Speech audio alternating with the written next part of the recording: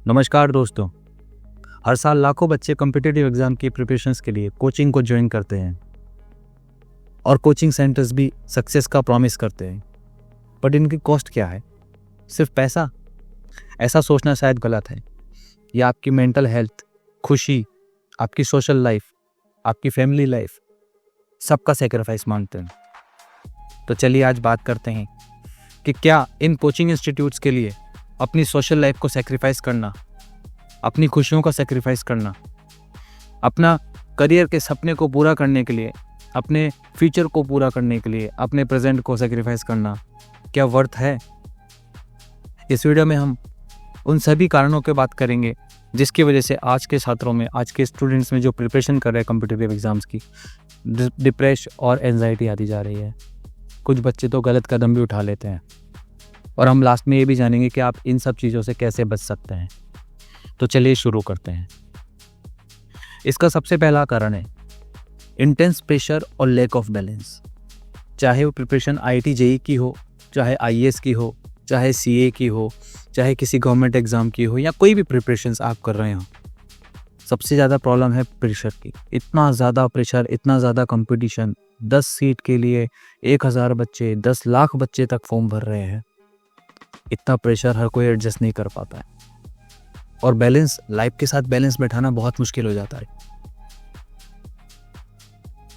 और coaching institute इस बात पे बिल्कुल भी ध्यान नहीं देते कि आपका लाइफ बैलेंस कैसा है। वो सिर्फ अपने टारगेट को पूरा करने में, सिलेबस को पूरा करने में, और आपको प्रेशराइज करते हैं कि आप भी उनके साथ साथ वो सब टारगेट्स पूरे कीजिए, प्रेशर्स पूरे कीजिए, क्वेश्चंस कीजिए, जो कि बहुत मुश्किल हो जाता है। दूसरा कारण है ओवर कॉम्पिटिटिव एनवायरनमेंट। जैसा कि अभी हमने बात की कि इतना ज़्यादा कॉम्पिटिटिव एनवायरनमेंट है कि इसको मतलब कॉम्पिटिटिव। दोस्तों, इसका दूसरा कारण है फैमिली और फ्रेंड्स के साथ ना रहने।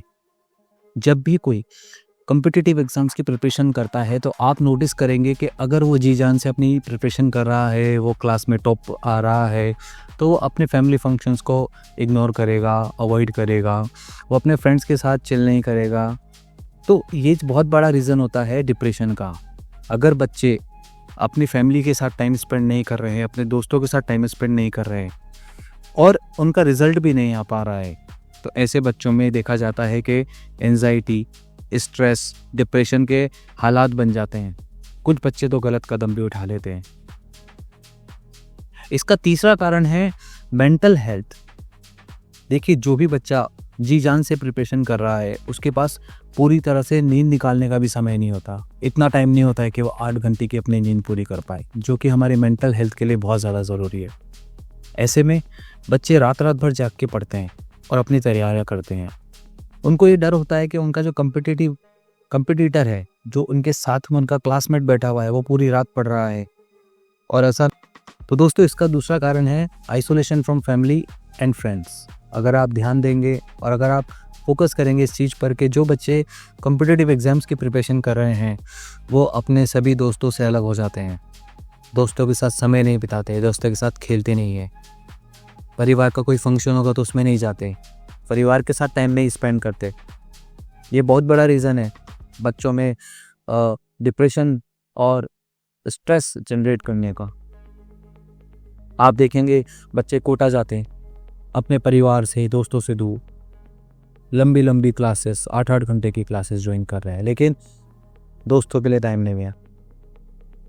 जो बच्चा 10th क्लास तक डेली क्रिकेट खेलता था, गली में फुटबॉल खेलता था, दोस्तों के साथ बातें करता था, अब उसकी कोई सोशल लाइफ है नहीं। थर्ड कारण अगर हम देखें तो आप देखिए, एक्स्ट्रा करिकुलर एक्टिविटीज़ नहीं होती है। बच्चा आज कोचिंग जाता है, कोचिंग से घर आता है और घर आके फिर पढ़ने लग जाता है, फिर सो जाता है, उठता है, फिर पढ़ने लगता है, खाता है, पीता है, फिर पढ़ने लगता है, कोचिंग जाता है, फिर आएगा, दिन भर पढ़ाई पढ़ाई पढ़ाई।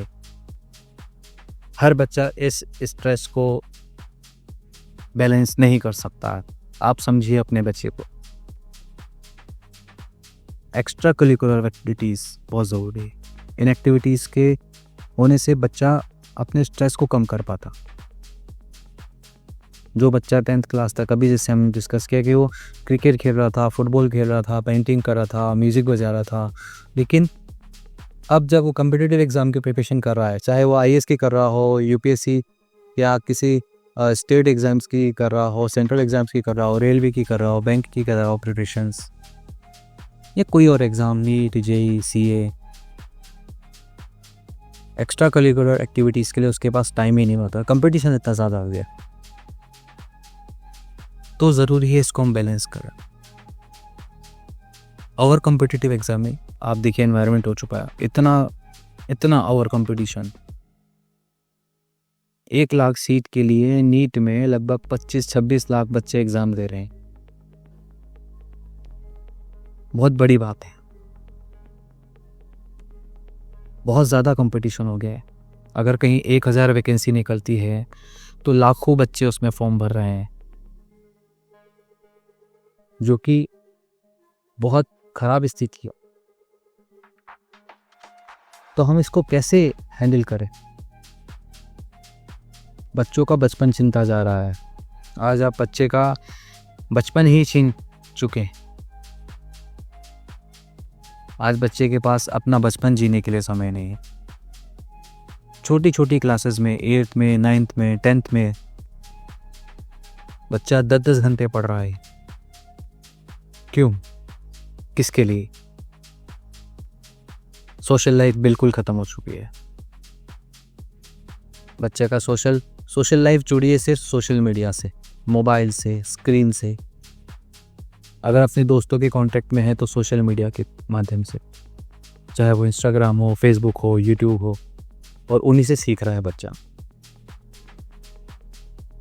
रीज़न हम और आपकी एक्सपेक्टेशंस। तो ये चीज़ बच्चों को भी समझने की है कि अपनी लाइफ को बैलेंस करें, थोड़ा सोशल बने, एक्स्ट्रा करिकुलर एक्टिविटीज़ करें, गेम्स खेलें, स्पोर्ट्स खेलें, घर से बाहर निकलें, मोबाइल को रखें। और ये जिम्मेदारी एज अ पेरेंट्स हमारी भी है कि हम बच्चों को ये चीज़ समझाएं। पढ़ाई ज़रूरी है, लेकिन बैलेंस होना ज़रूरी है। अगर लाइफ में बैलेंस नहीं है तो फिर कोई फ़ायदा नहीं है। तो इससे निपटने का सिर्फ एक ही तरीका है, कुछ पॉइंट्स है जिसको हम ध्यान रखें। बीइंग अ पेरेंट्स हमारी जिम्मेदारी है कि हम बच्चों के साथ समय व्यतीत करें, समय निकालें, बच्चे को समझाएं कि ठीक है, आधा घंटा अगर नहीं पढ़ोगे तो कुछ पहाड़ नहीं टूट जाएगा। आधे घंटे बाद पढ़ लेना, आधे घंटे परिवार के साथ बातें करते हैं, किसी दिन मूवी देखने जाते हैं, किसी दिन क्रिकेट खेलते हैं, किसी दिन बैडमिंटन खेलते हैं, किसी दिन किसी रिश्तेदार के घर जाते हैं, जिन रिश्तेदारों से हम इंस्टाग्राम पे मिलते हैं, जिनकी रील्स देखते हैं, जिनकी फ़ोटोज़ देखते हैं। हमें लेकर जाना पड़ेगा बच्चों का। और बच्चा अगर अपने दोस्तों के साथ जाना चाहता है तो उसको जाने दीजिए, उसको समझाइए क्या सही है क्या गलत है। उसको सिर्फ पढ़ने पर जोर नहीं दीजिए। आई होप आपको ये वीडियो सही लगा होगा। वीडियो सुनने के लिए बहुत बहुत धन्यवाद। अगर आपके मन में भी कोई बात है तो आप प्लीज़ कमेंट में ज़रूर बताएं। शुक्रिया।